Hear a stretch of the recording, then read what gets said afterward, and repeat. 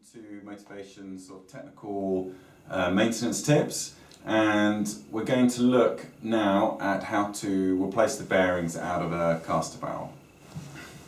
So first thing we do, we just need to take the rubber cap off the top of the caster bolt, and then we'll take the caster assembly off.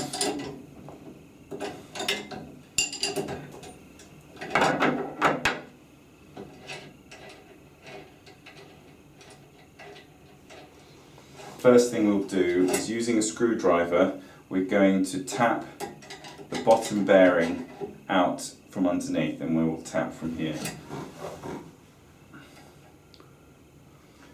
So what we do is we just tap with the screwdriver just on the edge of the bearing, evenly around it, so we don't damage the bearing. That's sort of just good practice, and we just tap evenly around the edge so that the bearing will come out nice and even. We're going to put the screwdriver in, and we're going to tap on the outside part of the bearing.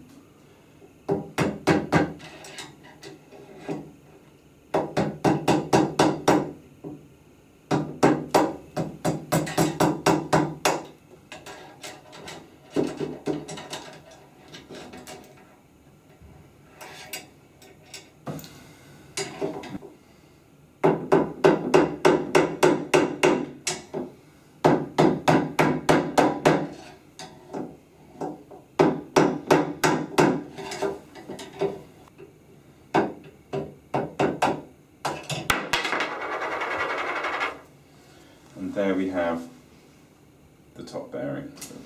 So now, before we put the new bearings in, we're just going to give the caster barrel just a little bit of a clean. Make sure all the surfaces on the inside where the bearing is going to sit is nice and clean and free from any grit or dust.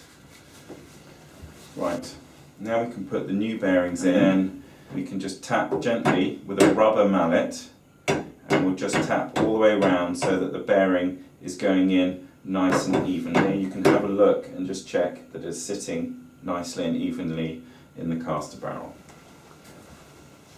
So now we can put the bearing spacer into the caster barrel, and we can place the top bearing in.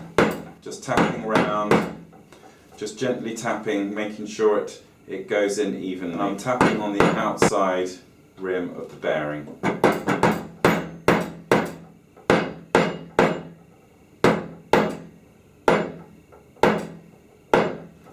And then you can just check that the bearing is sitting flat inside the caster barrel. So now that the top bearing is in place, we can now put the caster wheel and fork on, and the caster wheel cap. So the first thing we do is we will bring the fork up, and we will just slide it in there.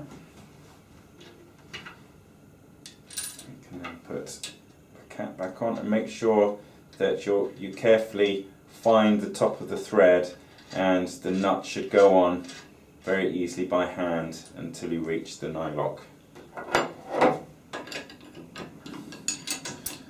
We then tighten up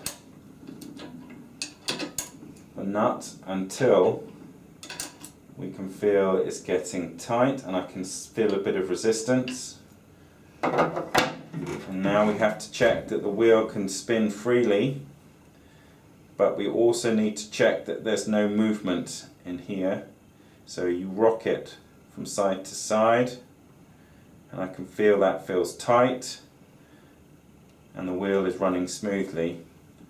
If the wheel is a bit too tight, you can just loosen very slightly, and then you check the wheel again, but also check for movement. And here I can feel there's movement in the stem, and I can see it moving just here. So I need to just tighten that wheel back up. Just a tiny bit. Still running freely, but there's no movement in the fork stem.